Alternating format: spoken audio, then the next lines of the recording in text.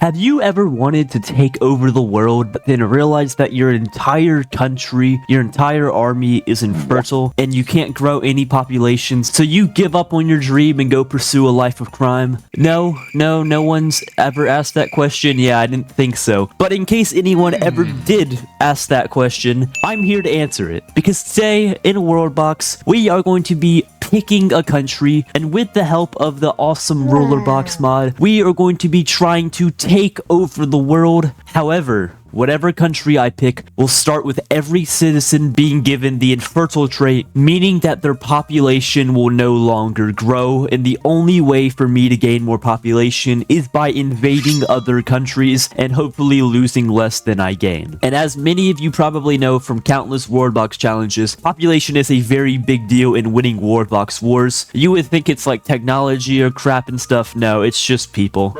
So this challenge is going to be very hard, but I'm not stopping until I do it. Unless I lose, then I guess I'll stop in that case. But you get the idea. But first, we need to pick our country. And obviously, I want to go with one that already has a bunch of population, but not one I've done over and over again. And honestly, I think I'm going to go with Australia. Unironically, I know it's always the joke, but they're already an island over here, which is really going to help us out. And they have 119 people, which isn't the most, but because of how secured they are, I actually think this isn't a bad bet. And they already have 54 soldiers, which is awesome, because in this challenge, we will not be using angry villagers. This will be off the entire time because, you know, angry villagers, if I send my army into any country, they will quite literally just kill everybody. So I don't think that's very useful for this challenge. But without further ado, let's begin. So if I go over to Australia, I just need to click K, and you'll see at the top all of our new nation tabs have opened up, all of our laws and stuff too. So yeah, this mod is absolutely awesome, allowing you to do anything, but I've already made a video covering it, so go check that out. Link will be in the description. But before I forget, and before we do any acts, I have to rain down the infertile trait across every single citizen, meaning that no more children will be born into Australia. Honestly, that might be a win. I'm not gonna lie, that's probably not the worst thing that could have happened.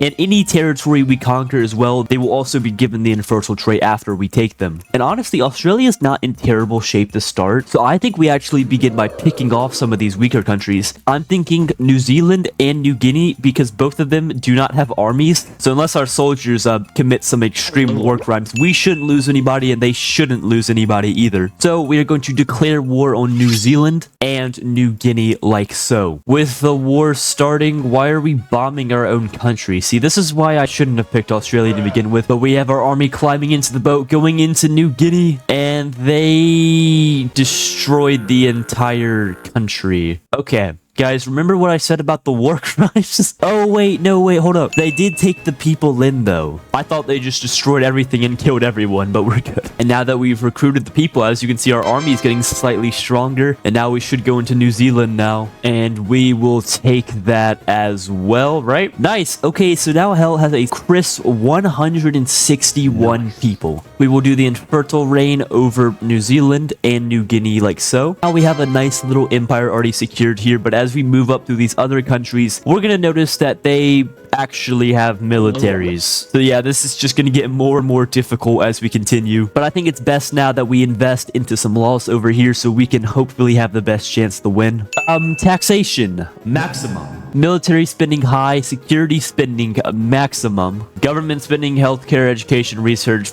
Who needs any of that? We got some more national laws here. Conscription, we should go extensive for that. Press regulation, free press, firearm regulation. I guess elite. No, wait, no restriction. We need our citizens armed to the teeth. We want them armed to the teeth. We need them to just kill anybody they see. Population growth encouraged. Yeah, I don't think this is gonna matter, is it? Let's just go back to balance. Working hours. Yeah, you guys know. Yeah. Oh, we even have some acts available here. Okay, how about forced labor, military service, and just more tax income. Okay, that looks good to me. All right, so now we have a crisp -8% stability. Ooh, God.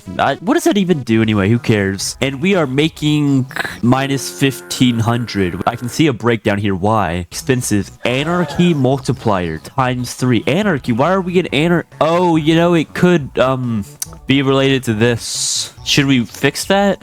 I mean, I guess we should, but I'm not going to. Let's just move on. So now we are going to go to war with Indonesia. They only have 10 soldiers, but since they have 23 people, we should get a positive benefit out of this. So we will declare war on them, and we will get the troops ready to go. And then we launch a huge invasion. Do we take them out? Oh, I think we killed a few too many of them. Oh god. We still took it though. Yay, we won. We just tapped in. Yeah, we netted a loss of about 10 people. God dang it. It's okay though, as a reward for all your good action, all of you are still infertile. Yay, awesome, yeah. But now I guess it's time that we focus on our next target. I would say Southeast Asia, but I'm gonna go against it. Not just because they have such a high population, but like they have 56 soldiers. We only have 59. I'm not even sure we would actually even beat them. Like just straight up. So like the great Christopher Columbus said, we're gonna go west. I mean, I assume he probably said that at some point, right? But that means we're gonna go for Madagascar because once again, they have no army. Listen, I'm not a coward. It's just free real estate. Like they're right here. They're just there for the taking. So we declare war on Madagascar and begin rallying the troops. And before long, a random boat kills 12, 15. Why are they? Who the hell is this guy? This isn't even like a war boat. You're just murdering everyone. We need those people.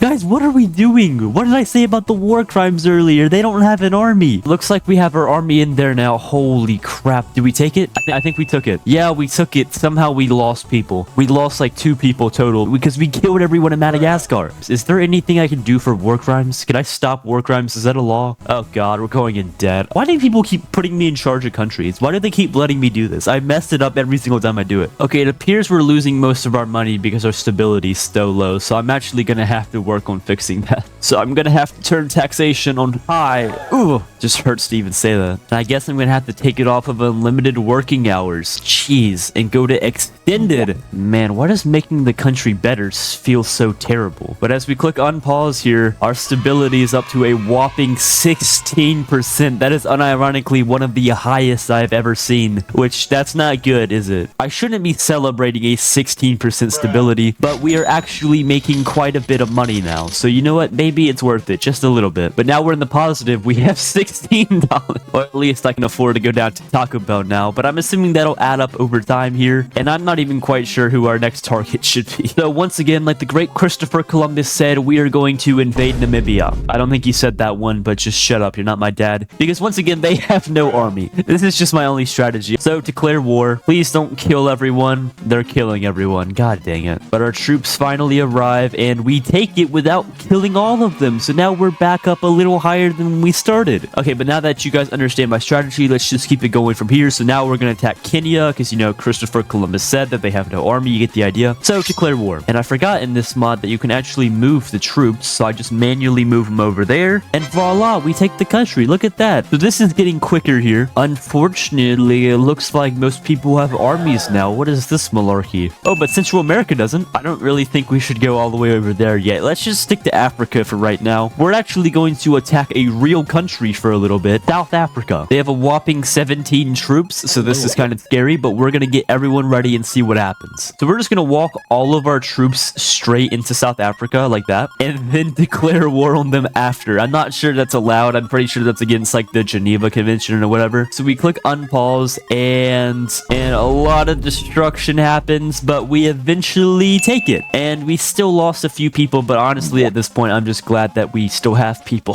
But I guess continuing along this road, we are now going to go for Mozambique right here. They do have 20 soldiers, which concerns me because somehow we're down to just 34. This is getting bad. And we're not even close to any of the big countries yet. Like, I don't know how we plan to go against Russia. So declare war on Mozambique like that. And we do have a bunch of people over there already. We're actually going through them pretty quickly. Let's not kill too many of them now, guys. But we do take it without losing a bunch. But now I've kind of hit a wall with Africa because every single other country has like pretty big armies that we won't be able to defeat, I don't think. But we could get Angola right here. I mean, look at their motto. It says, "We are awesome in hell." We are hell, so they would love us. But you know what? Maybe Australia just has the fighting spirit that we lack. So we're going to go ahead and send them in to fight Angola. I already have the entire army stationed there. Yeah, I know it's a bit cheap, but we do have the entire world to take, so let's just get on with it. Let's click unpause, and the entire country gets decimated almost immediately. So I'm actually going to take a risk here and go for Southeast Asia. I think if we can take them, we have a really big chance to win here. And so let me gather the army up and then then we will go for them. So I have stationed the entire army in the middle of Southeast Asia. You know, it's just part of my grand strategy. And you know what, Southeast Asia, best of luck, guys. You know, just do your best out there. Have fun. That's all that matters at the end of the day. That's a lot of explosions, but the population is falling where ours isn't even that bad. Holy crap.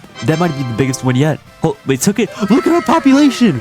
We actually have people. Okay, that's mainly a big win because it means we can actually do a lot more than I thought we could. We can actually take down pretty big armies. Probably not China's quite yet, but maybe try something like Sudan down here, who has 31 troops to 34 people. And remember that one of those people has to be the king and one of them has to be the village leader too, leaving just one actual normal dude. But it is Sudan, which honestly, like, you know, kind of makes sense. I'm not gonna lie. Well, Southeast Asia was honestly almost identical to the Democratic Republic of the Congo here. So if we can take them down, and probably Ethiopia as well, who has a surprisingly big army, we can probably take all of Africa relatively easily after that. So once again, the army has been placed, and now we declare war on the Democratic Republic of the Congo. Press unpause here, watch as they go to crap. They're losing a lot of people. We're losing a decent amount, but not as many. We're actually holding on pretty strong here, and we took it. We gained people again. Now, we did lose a lot of troops that time, but we will regrow troops, even though we won't get more people, so that's fine. That actually works. And look at our little empire we have developed brick by brick here, and we're gonna keep going. I've given some time to expand here, but our army is not growing. But known from our strength, I'm actually just gonna try to take Ethiopia straight up right here. It's actually really annoying how all of these empires are so militarist. Like, what do you mean Libya has 98 people and 94 soldiers? Like, come on, that's literally just not fair. While we're stuck over here with our crappy 180 people, yet 24 soldiers. And looking through my laws here, there's not really much else I can do to actually grow my army. So we're just gonna shoot for Ethiopia here. So I grabbed everyone, and I mean like literally everyone. Like, I grabbed all the people too and shoved them in the middle of Ethiopia right here. And unlike I said earlier, I'm actually going to turn on angry villagers for this fight, because I mean, like, we need more troops, and if they're not going to give us more troops, I'm going to make more troops. So this is the best I got here. So we have Ethiopia, declare war. Only God knows what can happen from here.